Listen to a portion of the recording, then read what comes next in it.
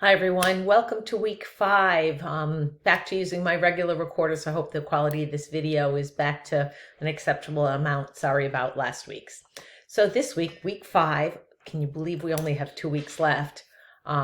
We are going to be looking at the disability categories of other health impaired, sometimes referred to as OHI, emotional disturbance, known as ED, and autism spectrum disorder, known as ASD. So those are going to be what we are going to be concentrating on this week. You do have materials to read and to watch. You're going to be looking at some strategies for teaching students with emotional and behavioral disorders. You're going to be looking at an overview of a book called In a Different Key, The Story of Autism. And if you're interested in learning more about autism, I strongly encourage you to check the book out of the library, buy a used copy on one of the book websites, get one on Amazon. It is a great book, but this will give you a little taste of what's in it.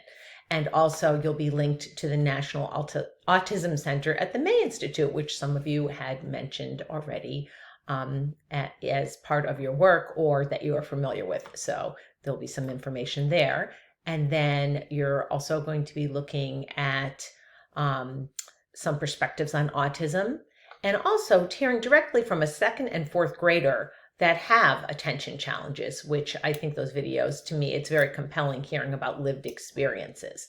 And then again, more strategies for addressing behavior issues. And this video actually includes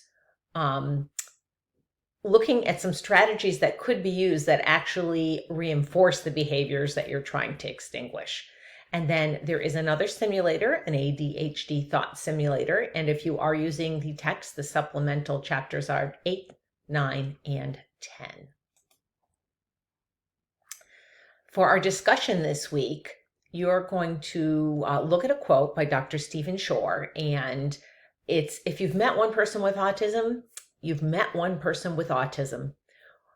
Talk about what this quote means to you, and make sure you use information from this week's learning materials and any other research or experience you've had in addition to that post. And just a reminder, please use in-text citations and references to show where those connections are. That's especially important in your initial response to the prompt.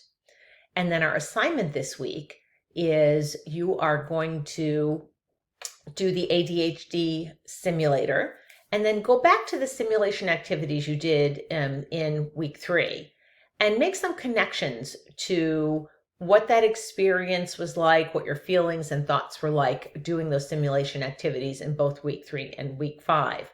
And then I want you to create a mind map.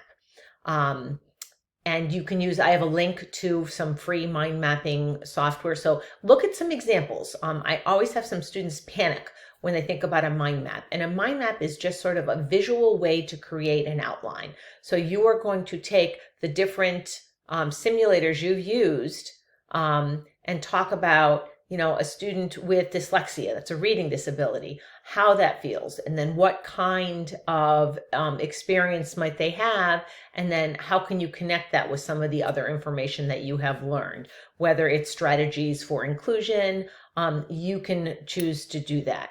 So I would really appreciate if you looked at a few mind maps before you panic. It's really shouldn't be that difficult. It really should be almost, as you're starting to jot down your thoughts, just a way to organize your thoughts about all those different simulations that you have done. Make sure that you also submit a reference page in AP8 format with your mind map and any in-text citations that are appropriate. You don't have to use the software. If you are just want to do it the good old-fashioned way, take a piece of paper, write out your mind map, and then send me a picture, that is perfectly okay. So do it however you are most comfortable, but don't stress out about doing something new if you've never done a mind map. It should be just a way for you to make connections with the experiences you've had and what you've learned and lay them out sort of in a visual connected way. If you do have problems, make sure that you reach out to me or post it in the Ask Your Instructor discussion, because if you have a question, somebody else probably has the same question. And then, as always, look at the rubric before you do your assignment to make sure that you are able to get as many, to maximize your points for the assignment. So that's week 5 in a nutshell. I have been thoroughly enjoying our discussions. It's been a pleasure looking at all of your assignments. Just a heads up, the course evaluations are going to be coming out. So please, please, please make sure that you take a few minutes of your time when you do get that link. Just like I provide you with feedback on your assignments, your feedback is super important to me. So I can always be reflective about my practice and think about ways that I can improve any of the courses that I teach. So I do